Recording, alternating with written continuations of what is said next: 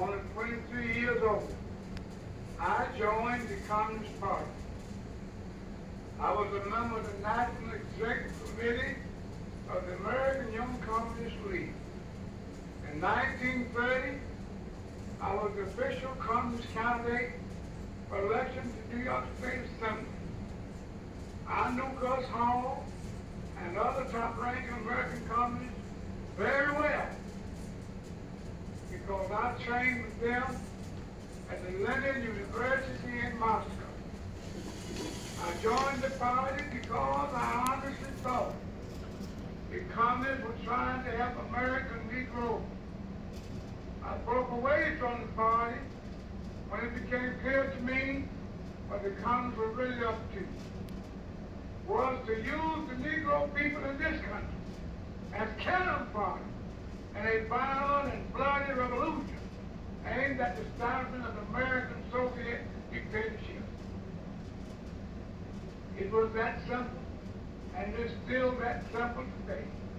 Make no mistake about it.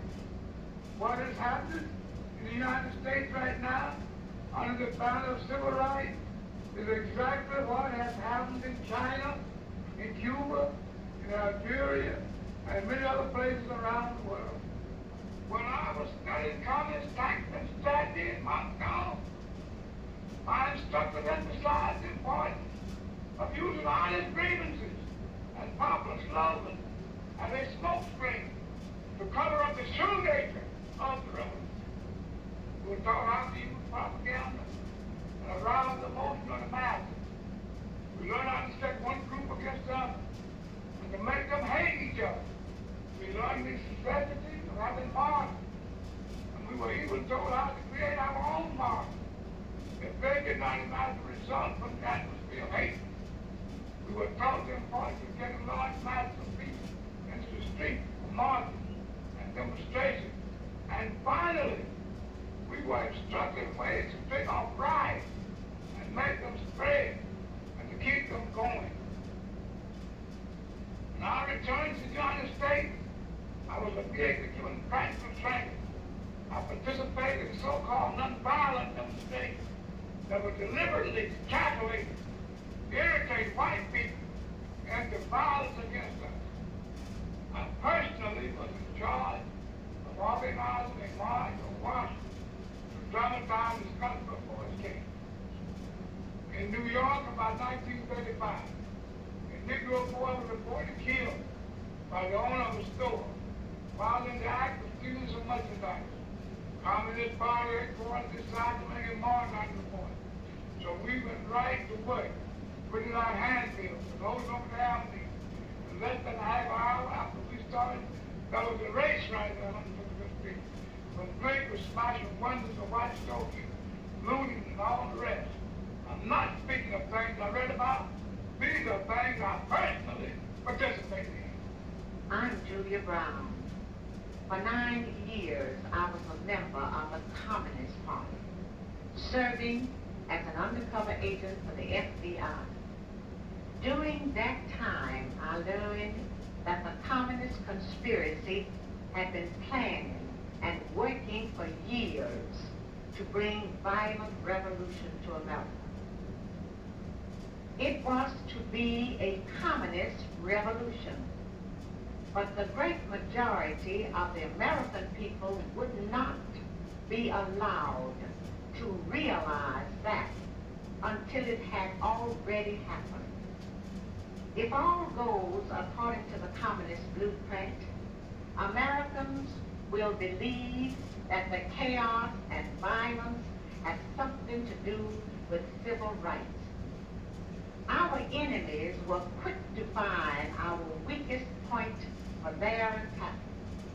They knew that racial differences could provide them with an excellent wedge to divide our people. Their strategy simply has been to keep hammering on that wedge, to drive it deeper into our social structure, to open all wounds that have long since healed, and deliberately to create new ones wherever they can. Now, this doesn't mean that there isn't a legitimate need for the advancement of civil rights for many of our Negro citizens. Of course, there is a need there. Otherwise, communist agitators posing as civil rights leaders could never hope to enlist massive support for their schemes. The aspirations of Negroes for full equality were not created by communists, but they are used by communists in such a way that idealistic Americans of all races can be tricked into implementing the communist blueprint for revolution. Having been on the inside of the Communist Party, it's easy for me to recognize this revolutionary agitation in disguise. But the average American finds it's hard to believe that something as worthy and noble sounding as a civil rights movement could possibly be a communist maneuver. Communism must be built with non-communist hands. The revolutionary accepts reform in order to use it as a cover for his illegal work. By concealing the true communist objectives behind appealing slogans and pretended humanitarian goals, the conspirators are able to dupe hundreds of uninformed opportunists and misguided idealists into supplying the non-communist hands needed in the overthrow of this republic. The cannon must write in a language which sows among the masses hate, repulsion, and scorn toward those who disagree with them. Members and front organizations must continually embarrass, discredit, and degrade our critics. When obstructionists become too irritating, label them as fascist or Nazi or anti-Semitic. Constantly associate those who oppose us with those names which already have a bad smell. The association will, after enough repetition, become fact in the public mind. By duping the American public into turning a deaf ear to the voices of warning because the topics were controversial or because the patriots themselves had been ridiculed as extremists, racists, fright peddlers, the conspirators were ready to move one step closer to their hidden goals by precipitating mob violence.